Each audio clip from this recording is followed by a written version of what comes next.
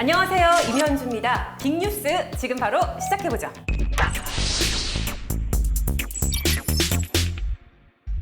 네, 오늘 첫 순서는 빅데이터로 한 주간의 이슈를 알아보는 빅 이슈 시간입니다. 오늘도 전민기 위원님 나와주셨어요. 어서 오세요. 네, 반갑습니다. 전민기입니다. 그럼 지난 일주일 동안 어떤 키워드들이 이슈가 됐는지 먼저 살펴볼게요. BTS, 코로나, 태풍 등 다양한 키워드가 있습니다. 이 중에 오늘은 태풍에 대해서 다뤄볼게요. 위원님 어떤 내용이죠? 아나운서님, 내가 기후위기 시대를 살고 있다. 네. 이런 걸 좀 체감할 때가 있으세요?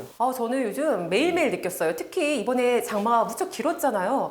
진짜 기후가 좀 이상해져 간다. 심상치 않다라는 생각을 많이 했거든요. 올해 기후위기 언급량을 좀 살펴보면 네. 2019년 같은 경우는 기후위기라는 단어 자체가 11,250건에 불과합니다. 네. 그러니까 기후위기라는 인식을 좀 많이 갖지 않으셨는데 비해서 올해 2020년 9월 현재까지 기후위기 언급량은 무려 10만 8천여 건. 네, 굉장히 폭발적인 증가량입니다. 그렇군요. 1년 만에 거의 10배가 차이가 나는 건데 이유가 뭘까요? 뭐 여러 가지 원인들이 있겠지만 올해 특히나 장마가 길었죠. 기록적으로 54일 동안 이어지면서 맞습니다. 뭐 기후 위기에 대한 좀 인식이 높아졌고요. 이런 장마가 끝나자마자 또 태풍 연이어서 올라왔잖아요. 이런 여러 가지 이유 때문이 아닐까 싶습니다.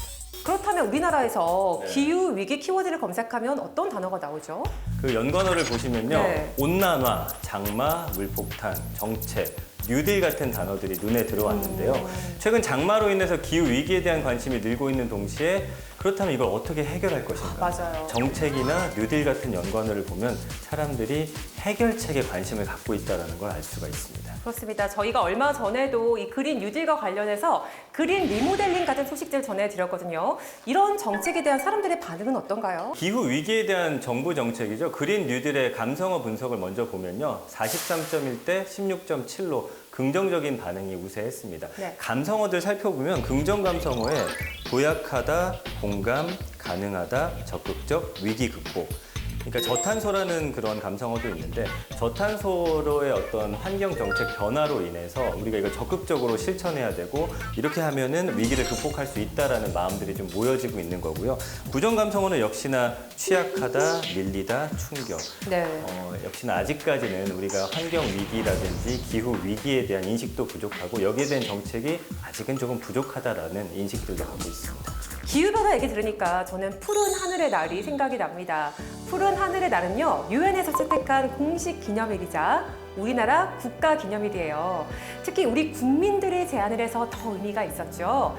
지난해 8월 국가기후환경회의의 국민참여단은 푸른 하늘의 날의 제정을 제시했고요. 같은 해 12월에 제74차 유엔 총회에서 푸른 하늘의 날 결의안이 채택이 됐습니다. 네, 맑은 공기를 위해서 우리 모두가 가정, 직장, 사회, 정부 그리고 국경을 넘어 함께 뜻을 모으자는 거죠. 네, 우리 국민이 제안한 이런 의미 있는 날 우리가 꼭 기억해야 될 것 같습니다. 네, 기후위기 이제 먼 미래의 일이 아니라 우리의 지금의 문제로 다가왔습니다. 이제 우리 모두가 기후위기 극복을 위해서 노력해야 할 때가 아닐까요?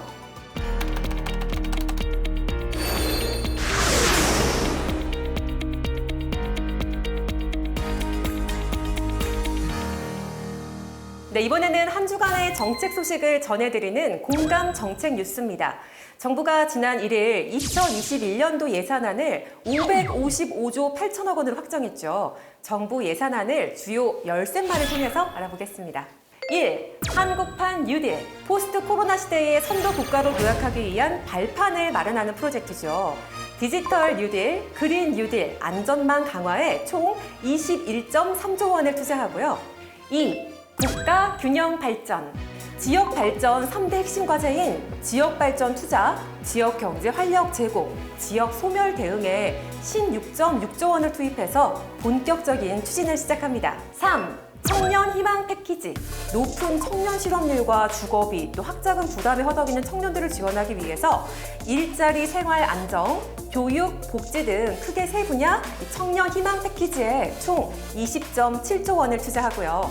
4. K-방역 강화와 세계화 지원, 코로나19 장기화 가능성에 대응해서 방역 시스템을 고도화하고 백신과 치료제의 신속한 개발을 지원하는 데 1.8조 원을 투입합니다. 5.